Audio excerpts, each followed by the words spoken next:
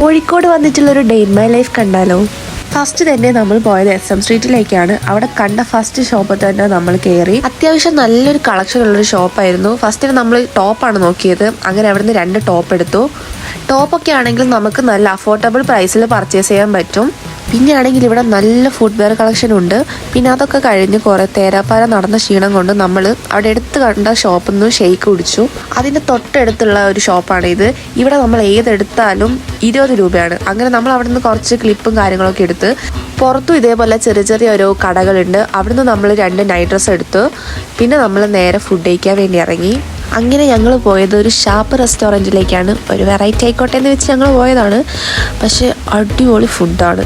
നമുക്ക് ഫാമിലിയായിട്ടും ഫ്രണ്ട്സായിട്ടും ഒക്കെ പോകാൻ പറ്റിയൊരു സ്ഥലമാണ്. ഫുഡെല്ലാം കഴിച്ച് പിന്നെ നമ്മൾ നേരെ പോയത് നമ്മൾ സ്വന്തം കോഴിക്കോട് ബീച്ചിലേക്കാണ്. അവിടെ പോയാൽ പിന്നെ ഐസ് വരത്തി മെയിൻ. അങ്ങനെ നമ്മൾ ഐസ് വരത്തിയൊക്കെ കുടിച്ച് പിന്നെ നേരെ വീട്ടിലേക്ക് വിട്ടു.